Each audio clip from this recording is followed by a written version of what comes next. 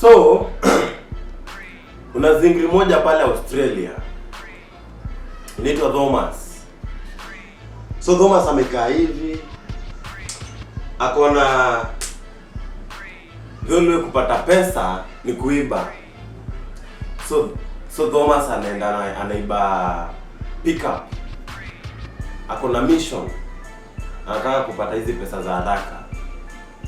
So zingri anaenda na identify supermarket moja pale Australia, Sydney, na anasoma vile hizo pesa zinawekwa. Anaona kwamba after kazi pesa inawekwa kwa safe box, alafu inaachwa kwa supermarket. So ule zingri anaenda anaiba ile pickup, alafu anaenda pale ile supermarket pale Sydney, outskirts ya Sydney pale Australia. Anaenda na park nje ya supermarket pale, ameamua leo ni leo, lazima nitoke na hii pesa. Anapark hiyo pickup kando karibu na mlango wa supermarket, anatoka, anachukua chain nyororo, anatoka nayo, anapiga ile mlango kwanza na manyundo ilikuwa ya glass. Anapiga, anapenya, anapata kashimo hapo, anaingia ndani ya supermarket.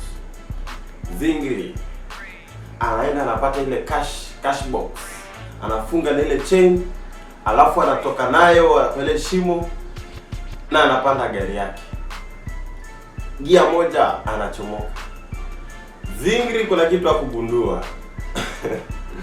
Kumbe zingri vile ile katika ile harakati ya kuharakisha ile chain kumbe iko imejishikilia vizuri. So hata vile alikuwa ana connect ziliachana tu in that process. But hakugundua. Zingri alikuja kama ameingia ndani ya gari, akapiga gia zake. Huyo 2.4 kilometers ndo zingri anashangaa. Mazee, mbona hakuna uzito hapa hivi? Ndo zingri anashuka anagundua nyororo ni nusu. Zingri anapiga bautani, aenda angalia ile vile kuko kuliendaje, kwani ilitokaje. So unaget ile time ya commotion. The owner of supermarket alikuwa amesikia commotion, so alikuwa alert. Aliona kuna mtu alibreak in. So si akapiga makarao 911 what's your emergency? So makarao alikuwa shafika. So Zingri na ile speed yake ndio anajua Magedani mbele kwa saa 9 asubuhi. Zingri huyo amekanyaga gari mbaya sana. Tena Zingri amekuja tu mbio, anafika kwa ile supermarket, amekuja kama ameingia ndani. Wale maafisa walikuwa shafika, wanachunguza nini. Hata hapo amekamna gari. Zingri anaingia kwa ile mpenyo yake, vile tu alikuja anaingia tu ndani namna hiyo. Ndio anashangaa anaambia tu just tulia, just relax vile umekuja. Zingri ndo anagundua kumbe nyororo iko imeshikana na ile. Anyway, my name is Kelvin the Storyteller, and maze feel most welcome. Kitu naomba tu okoa msanii, finyo subscription hapo, ndio tunashare more. Welcome maze, na tuanze hii kitu.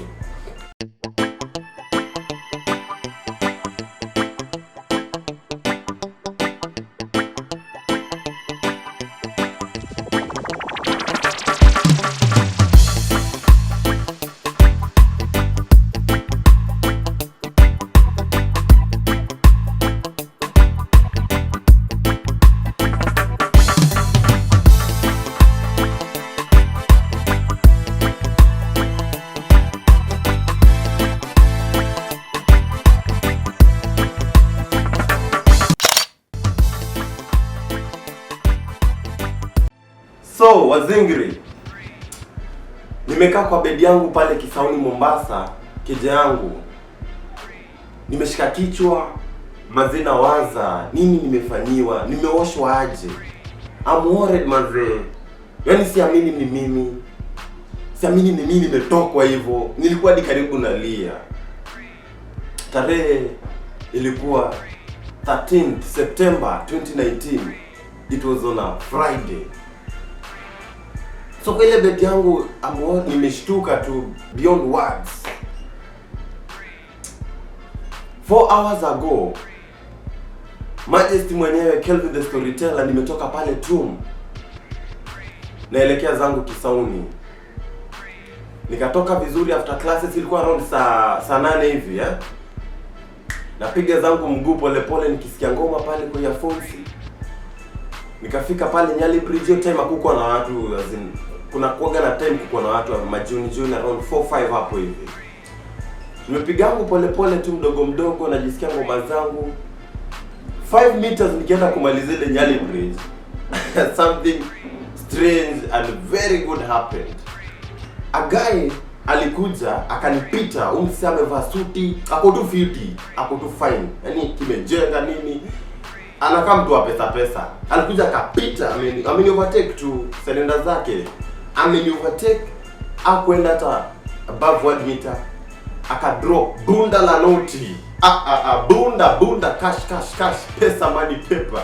Amedrop hapo chini. Na sidhani nisi kufikiria ni kama alidrop like intentionally ama nini. Mimi niona tu nikali yangusha tu kibahati mbaya. Na kwa M-Pesa yangu mbele nyuma nilikuwa na 127 shillings. 27 nilikuwa ya kutoa hiyo 100. Hiyo 100 ilikuwa ya sapa. Comrade alikuwa na survival design. So man, huyu jamaa amedrop mabunda hapa hivi Juliana, the cover money ilikuwa 1000. Yaani Mungu tu anatafutaka tu hivi ile siku, yani siku ya furahi ndio anaona hii ndio ile siku lazima kibwa pege sherehe. So si nika act fast. That 30 seconds yenyewe hapo nipikile pesa. Nikaona acha nipige hiki kitu mbio nifikie kwani iko nini. Nikanyosha mkono yangu. Kwenda kufikia hata kabla sijeshika. Mkono mwingine sijui imetoka hapo kwa nyuma grab ile pesa kutoka chini. Nisi nikamwangalia rada. Mwenye alikuwa amegrab ile pesa ni mtu yani mchafu hivi, yani ilikuwa yani anakaa tu vile anataka. So mzee nikashangaa, nikamwambia dogo vipi? Akaniambia dogo usio na wasiwasi, tutagawana. Yesu alikuwa wa kwanza karibu nashika, lakini nilikuwa wa pili tutagawana hii pesa, mimi ndio Suleiman, dogo usio na wasiwasi. So kitu tunataka kufanya, tupige change tugawane nusu. Mbio. Nikamwambia sawa, wewe umenisave. Tuko na wewe bumper to bumper. So tunaenda na wewe tugawane hii pesa. So huyu dogo akaniambia, "Mazapa ni Mombasa." So una get like huyu jamaa aliangusha pesa, so anaweza fika place a realize niliangusha pesa, aanze kurudi na place atenda kutafuta maybe ni M-Pesa juu anajua hapo ndo watu wanaenda kupiga change pale. Nikamwambia so dogo amwaje? Akaniambia dogo wewe fanya hivi, najua chuo fulani hapa Mshomoroni, nataka tuende hapo. Kuna mzito wangu hapo anapiga change safi. Nikwambie dogo vipi? Twende Mshomoroni na kuna M-Pesa huku, tunaweza tuenda hadi ya Kongoea hapa hivi. Akaniambia zizi. Wewe kama hutaki pesa acha basi mimi nikwambia dogo wacha tuende na wewe. Mimi nikafuata ule dogo, niko na mkoba wangu hapa bag. Niko na earphones, niko na kasimu taratibu kwa bag, kuna bidhaa zangu. Nikamfuata Mshomoroni, tukaingia Mshomoroni sasa. Sijaingia Mshomoroni, it was my first time and it was my last time. Tukaingia Mshomoroni. Mimi naona kabisa tunapita M-Pesa hapa hivi, M-Pesa. Nikamwambia wewe Suleiman, hivi si M-Pesa hapa hivi, si tunaweza ingia kwa hizi M-Pesa tupige che. Akasema hapana wewe dogo, hizi M-Pesa najua. Huyo msee anaweza kuwa anajua kwamba hizi M-Pesa sio, anaweza kuwa akifuata akiulizia. Wewe tuende ama utaki pesa?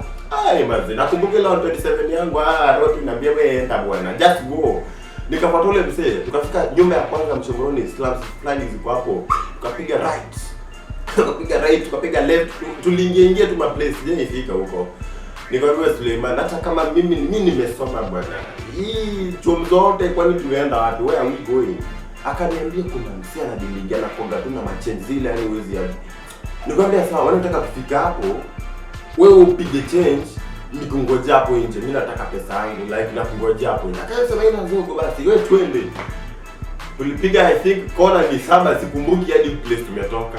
Tumeingia huko ndani kabisa. Then I was like okay. Tukafika sasa mbele, kulikuwa na kinyumba kibigi na car warehouse hivi. And nyumba za Waswahili zinafunguka 2 doors. So kwa ile nini akaenda kama amefungua ile 2 doors na akaingia, akaniambia, "Wewe njoo dogo." Sasa akanishow kwa hii warehouse tunapita center, tutoke hapo kuna maduka ziko hapo hivi. Hii warehouse ilikuwa empty.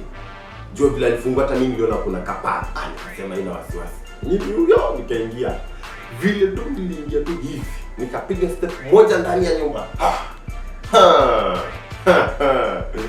Kando yangu hapa hivi na hivi. Nyumba za hizi ukuta after tumeingia kwa mlango hapa na hapa. Fumo Liongo's, the big men bazus wameunga bro. Wamechill hapo kwa kuta tu kwa design. Wanapiga sigara. Nikasema acha mimi mind business yangu nifuate Suleimani. Kuangalia Suleiman pale, Suleiman anarudi pia. Nikashangaa Suleiman vipi? Umesema tu apita hapa hivi, akaniambia dogo relax. Wale the four guys, tu hapa na tu pale, wakarudi wakafunga ile mlango, nikabaki ndani. Giza sasa bro. Wakawasha lights. Sasa nimetense na nashangaa. Yaani hiki kitu imenifanyikia, like imenipiga. Yaani imenipiga bro. Wakuja tu akaniambia dogo, sio na wasiwasi, relax. By the way, hizo Mombasa wanakuaga humble, relax. Alafu akaniambia shusha dogo, shusha. Akaniambia shusha dogo, nikamwambia hata sina kitu, mimi ni maskini. Shusha.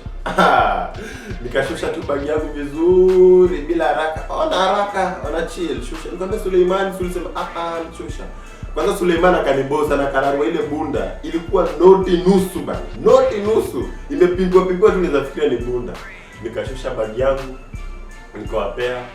Akaniambia nini? Unasikia ngoma Leskin mwezi mmoja akachukua ile earphone akasikia.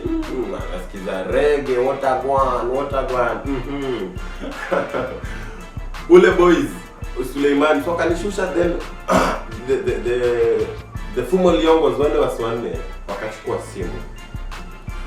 Nilikuwa nimebahatikia kabisa, yani hiyo 127 ilikuwa iko yangu, nyingine ni replace line. But these guys wakaniambia bro, wake up fingerprints hadi hiyo pattern.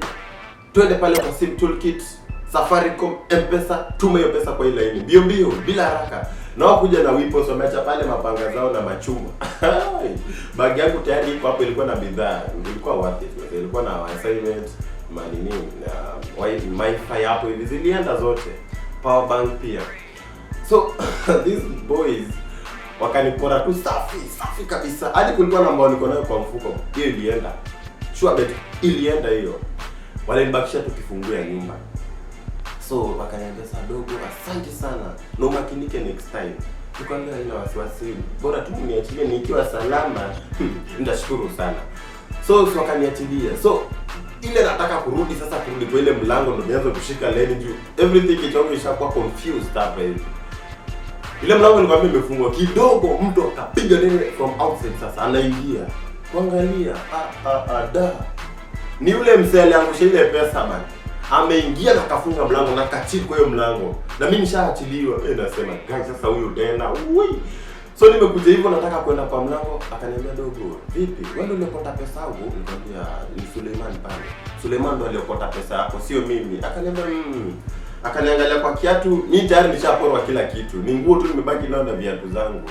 Akaangalia kiatu, "Unaona viatu vizuri wewe?" Nikamwambia, "Kabisa." Ilhali wale watu wameniachilia nimewapa kila kitu, tafadhali acha mimi niende.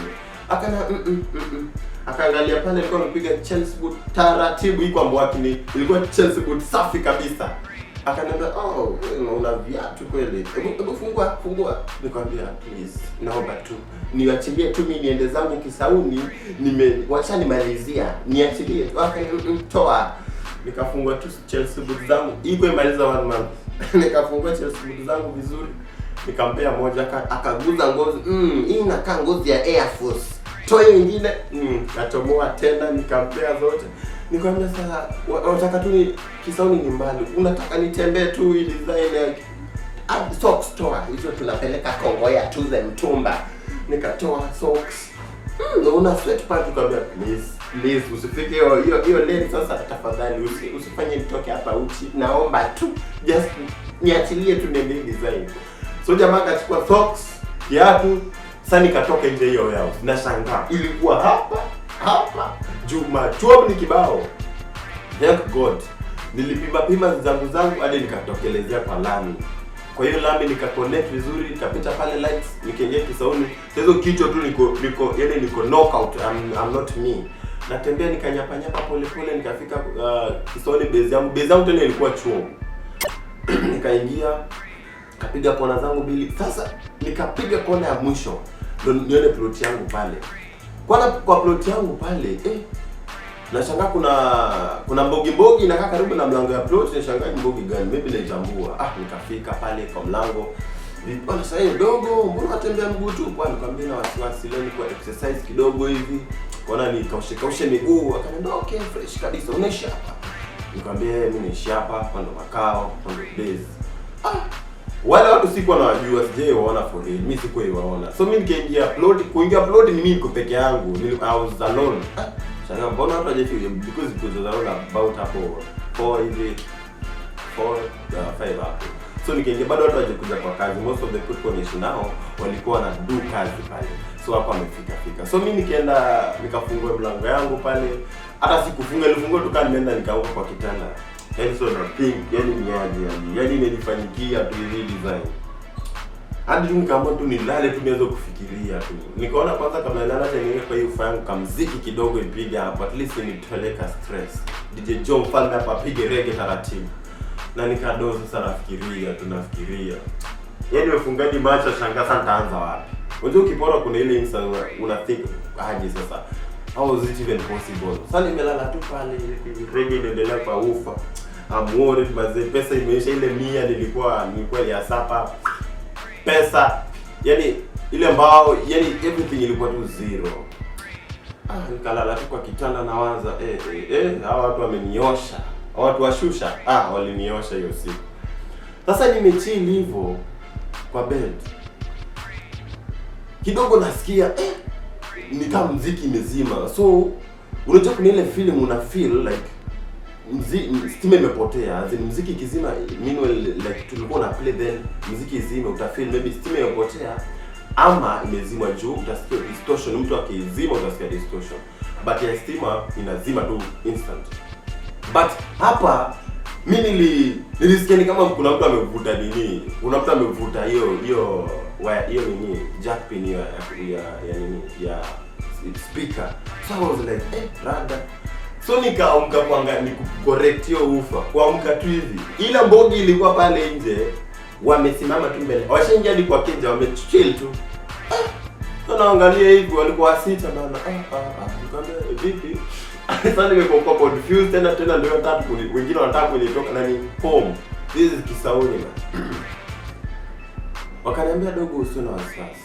Sisi hatutaki kuumiza. Ukitulia tu vile huko tunachukua sisi tunataka na tunaenda. So either you cooperate ama tufanye ile kitu. Nikamwambia ina wasiwasi. Fanyeni vile mnataka. So in that time niko depressed sana hadi nilikuwa karibu na kwa violent, but nikaona hizi numbers watu watanimaliza. Nikafanya kitu nataka. Tayari ule jamaa tu nini alikuwa shatoa ufa kwa socket. Ameshatoa ufa kwa socket tayari yako nayo. Ameshika ufa hivi. Akaniambia dogo asante sana kwa nataka tu hii na tutashukuru sana. Nikamwambia sana ina wasiwasi. Wakapeluka hivi, wakaona kulikuwa na mabanana hapo, wakachukua banana, wakaangalia tena kuna sufuria, kulikuwa na limosho. Nimesugua sufuria yangu kabla niende shule bana, wakachukua sufuria wakaniambia tupe shopping bag. Nikawapea shopping bag pale, wakaweka sufuria 2. Hiyo sasa ilikuwa ya ugali na ya mboga, yote imeenda. Gone. Ufa nao ameshika hapa. Wakaniambia dogo tutashukuru tu sana. Lakini tunaomba kitu moja, njoo tusindikize. Vipi tena simshachukua, naomba tu muende tu kwa njoo. Moja akachomwa kisu. Sawa, alikoparate. Tuacha tuende tu. Tukatoka nao. Sasa vile tulikuwa kwa plot, bahati nzuri mama mfulani wa plot alikuwa hapo. Akaniambia, Kevo, nini ani? Nikamwambia, ni wageni wangu msijanga, they're my wageni. So tukatoka nao kwa plot, tukapiga kona vizuri. Lakini yule mama alishangaa. Alishuku kitu, aliona hapo kuna kitu iko fiti. Nienda mimi nauza kitu ama nataka kuhama ama unajua sasa pale mtu akionaga ameshika kulipa rent kuna design unahama. So alikuwa anafikiria hizo vitu tatu ama either naibiwa but haku make action. So wale wasivyo walitoka tu kwa gate wakadisappear. Nikarudi tukalala nikashikilia gate hivi. Nikamwambia mama miss jamani ona wamenitoka kila kitu hadi sufuria sina leo. Sufuria speaker washaenda nayo. Mamisa kaniambia tu, ni hivyo sasa kusaidiaje? Wewe rejea tu kwako, chill, omba Mwenyezi akusaidie. Nikarudi tu kwa kitanda yangu. Hapo sawa amenifanyia kitu inaitwa double drawback. that day Friday hiyo weekend ilianza na nuks kibao sana. Anyway, after some time my best will come through my comrade kanisaidia and I was happy. Nikarudi back to the course. Walinikaribisha Mombasa 2019 September tarehe 13 Friday ingine taratibu nilikuwa naona nitaenda kupiga sherehe tamu sana ile 10 days. Suleiman alisema tutagawana but ilienda bila kuwa ile tamu nuksi kibao, so nilijipata tu like confused. Anyway, I still live to tell this story. It was so tragic by the way, but I thank God when niachia uhai. Anyway, maze kama una feel energy maze subscribe hapo, piga subscription taratibu. More stories za tukao maze, tuko pamoja kwa hii channel, so maze fikeni kama family, tusaidiane, piga subscription hapo hivi na mtakuwa mmenisaidia maze. So asanteni sana, till next time.